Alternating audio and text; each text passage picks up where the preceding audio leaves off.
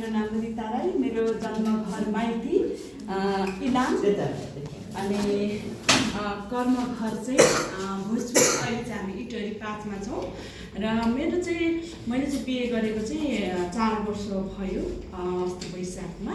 अनि मेरो चाहिँ बेबी थिएन र यो मेरो पहिलो सन्तान।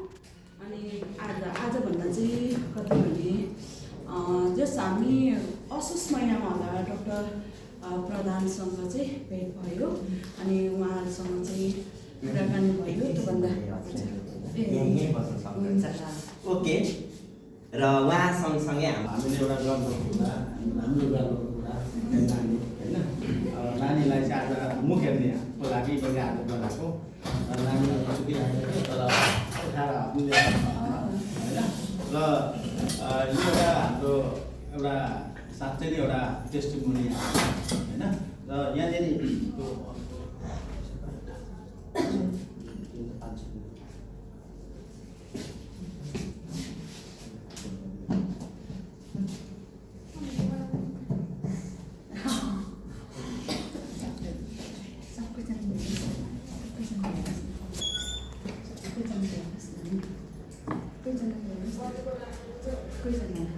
मैले नानीको आज मुख हेर्दैछु होइन यहाँ नानीको लागि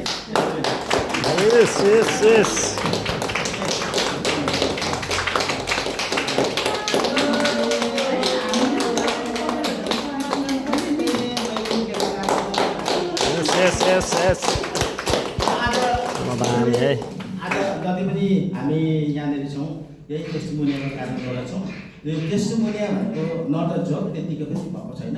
त्यसले गर्दाखेरि यो टेस्टिमोनिया एउटा मेरो हाम्रो गर्व पनि हो, मेरो मात्रै नभएर सबैको गर्व पनि हो। सुरुमा जति अविश्वास हुन्थ्यो त्यो अविश्वासलाई तोडेको छ होइन भन्दा सो एकदमै के अरे विश्वास नभएको मान्छेलाई यो विश्वासको एउटा प्रमाण पनि हो र यसले हाम्रो समाजमा पोजिटिभ भाइब्रेसन दिन्छ कि आमा नहुँदाखेरिको पीडा उहाँलाई कस्तो थियो पहिलाको र अहिलेसम्मको कस्तो भइरहेको छ। सानो छोटो बोली उहाँले यहाँ माइकबाट दिनुहुन्छ र बाबु साहिब ग्लोबल साहिब नाम पनि ग्लोबल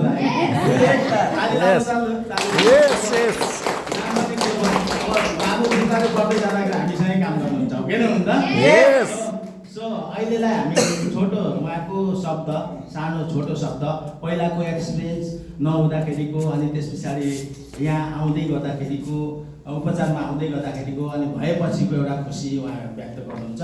त्यसको लागि अहिले म टाइम उहाँलाई पास गर्न चाहे। धन्यवाद डक्टरज्यू। नमस्कार सबैजनालाई। मेरो माइती इलाम सन्दकपुर गाउँपालिका र मैले चाहिँ मेरो कर्मथलो भोजपुर। अहिले चाहिँ हामी यहीँ इटरी 5 मा बस्दैछौँ र मैले चाहिँ धेरै नै खुसी व्यक्त गर्न लागिरहेको छु तपाईँहरू माझमा परिणामसहित। मेरो बच्चा माङहाङ राई तपाईँहरूले राखिदिनु भएको ग्लोबल धन्यवाद भन्न चाहन्छु। सबैभन्दा पहिला तपाईँहरूको यो सबैभन्दा धन्यवाद डाक्टर प्रधानज्यूलाई। र के भन्न चाहन्छु भने मैले चाहिँ विगत 4 वर्ष अगाडि 5 वर्ष भयो बिहे गरेको र अनि मेरो सन्तान थिएन र धेरैचोटि चाहिँ नभनौँ 2-3 चोटि चाहिँ चेकअप गर्नु जाँदाखेरि चाहिँ 2-3 ठाउँ इन्टरभ्यूमा चेकअप गर्नु जाँदाखेरि चाहिँ किन नजाउने होइन भनिहाल्नु मेरो इन्सुरेन्स एकदमै कमजोर छ, तपाईँको अब सुख छ, तपाईँले चाहिँ आइबिएफै गर्नुपर्छ भन्ने चाहिँ भन्नुभएको थियो डक्टरले। नाम नलिउँ अनि जाँच गर्ने ठाउँको पनि नाम नलिउँ होइन। अनि त्यसपछि त्यसरी भन्नुभएको थियो। अनि त्यसपछि सङ्गीता राई मैले चाहिँ बहिनी उहाँ पनि यही सँग आबद्ध हुनुहुन्छ। अनि त्यसपछि सङ्गीता बहिनीसँग कुरा गरेँ अनि एकचोटि सरलाई भेट्न जाउँ न भनेर भन्नुभयो। अनि हामी 2जना प्लेटफार्मबाट गयौँ। अनि प्लेटफार्मबाट गएपछि सरले चेकअप गर्नु भन्नुभयो। अनि सिधै भन्नुभयो चेकअप गरिसकेपछि सबै रिपोर्ट आइसकेपछि तपाईँको भाडै ठिक भइरहेको छ अनि कसरी बेबी बस्छ भन्नुभयो। अनि अब ठिक गर्नलाई के गर्नुपर्छ भन्दाखेरि आइबिएफ गर्नुपर्छ न पर्दैन तपाईँले औषधि अथवा प्रोडक्ट खानुहोस् 3 महिना खाँदाखेरि तपाईँ ढुक्क भएर अगाडि बढ्न सक्नुहुन्छ भन्नु त्यसरी नै भन्नुभयो।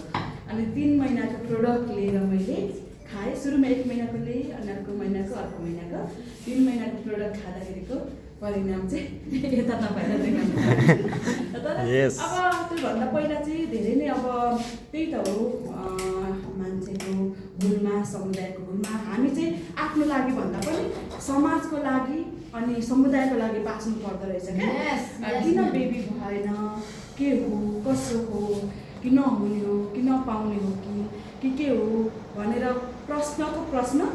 अनि म भन्दै बिस्तारी अनि बिस्तारी भन्दा साँच्चै नै बिस्तारीको परिणाम राम्रै हुँदो रहेछ। धैर्यमा चाहिँ गर्नुपर्दो रहेछ। तर यो परिणाम दिने चाहिँ ग्लोबल ओरेन्ज कम्पनीको प्रोडक्ट हो है। त्यसपछि बेबी आयो। बेबी पनि मतलब बसेको थाहा थिएन। अनि मलाई त भन्नुभएको थियो अब यता मैले चाहिँ यो प्रोडक्टलाई मैले विश्वासै गरेको थिइनँ नि त। खाँदै चाहिँ गरौँ अथवा उता भनिसक्नु भएको थियो अब तपाईँको छिट्टै निन्द सुक्छ है भनेर भन्नुभएको थियो। अनि म त निन्द सुकेछ भनेर सम्झेँ क्या। अनि हल्का सामताङ जिउको काममा हामी पनि सहयोग गर्न गएको थियौँ। अनि त्यहाँ जाँदाखेरि पनि अब खासमा मिन्चहरू पनि भएन, अब सुकेको रहेछ भन्दै मात्रै थियो। अनि उहाँ पुगेर फर्किँदाखेरि चाहिँ अब त्यस्तै अलिक अप्ठ्यारो महसुस भयो। अनि त्यसपछि उसलाई पनि मन यता पनि चिन्ता पनि छ निन्द सुक्यो भनेर, यता फेरि बेबी बस्यो कि भनेर खुसी पनि छु। अनि त्यस पछाडि त त्यही चेक गरेँ आफैले चेक गरेँ। अनि चेक गरेको त पोजिटिभ देखायो। श्रीमानज्यूले भन्छु पत्ताउनै हुन्न। अब तपाईँले भनिसक्नु भएको छ नि त अब तपाईँहरू चाहिँ आइडियाकै गर्नुपर्छ भनेर भनिसक्नु भएको छ नि त। झिनो आशाको साथमा चाहिँ म ग्लोबल चाहिँ प्रोडक्टहरू प्रयोग गरिरहेको थिएँ। पुरा 100% विश्वास कसैले गरिँदैन रहेछ। अनि त्यसपछि त्यसपछि पोजिटिभ देखायो। त्यसपछि पनि श्रीमानजीले त विश्वासै गर्नु भएन क्या। जब डक्टरकोमा फेरि म अर्कै हस्पिटल गएँ, हस्पिटलको रिपोर्ट आएपछि मात्रै विश्वास गर्नुभयो क्या श्रीमानजीले। अनि चाहिँ त्यस पछाडि बेबी जन्मेर पनि कतिले चाहिँ फेरि के भन्छ भने एडप्ट गरेको रहेछ भनेर क्या। अनि सोध्नुहुँदो रहेछ साँच्चै नै उसको बच्चा हो कि होइन भनेर चाहिँ उहाँहरूले चाहिँ क्रस क्वेसन गर्नुहुँदो रहेछ क्या। प्रश्न गर्नुहुँदो रहेछ नर्मल हो कि सिजर हो भनेर, अपरेसन हो भनेर। अनि मैले चाहिँ अपरेसन यहाँ घाउ दुखेर आफ्नै बच्चा रहेछ अरे भएन रहेछ क्या। हाम्रो समाज समुदायमा चाहिँ त्यसरी बस्दो रहेछ। त्यसरी चाहिँ कस्तो भने हामी चाहिँ अहिले बाँचिरहेको छौँ नि आफ्नो लागि भन्दा पनि समुदायको लागि बाँचिरहेको हुँदो रहेछौँ क्या। अनि समुदायको लागि बाँच्दाखेरि चाहिँ अलिकति कठिन हुँदो रहेछ। तर आफ्नो लागि बाँच्नको लागि चाहिँ यसरी नै हामीले विश्वास भरोसाको साथमा चाहिँ केही अब मैले चाहिँ अहिले चाहिँ ग्लोबल प्रोडक्टहरूलाई चाहिँ एकदमै विश्वास र भरोसा गरिरहेको छु र प्रायः म लिने गरिरहेको छु। र कोही कसैलाई समस्या छ भने पनि देखाउने गर्छु र उहाँसँग नै भेटाउने गरिरहेको छु। र फेरि पढ्नेबाट हाम्रो परिवारको तर्फबाट सम्पूर्णको तर्फबाट डाक्टरज्यूलाई अनि ग्लोबल परिवारलाई धन्यवाद टक्राउन चाहन्छु र तपाईँहरू सम्पूर्णलाई धन्यवाद टक्राउन चाहन्छु। आबद्ध हुनुभएको रहेछ। भविष्यमा गएर म पनि आबद्ध हुन सक्छु। अहिले मेरो बच्चालाई हुर्काइरहेको छु होइन, उसलाई समय दिइरहेको छु र भविष्यमा गएर तपाईँहरूसँग म पनि जोडिने आशा राखेको छु।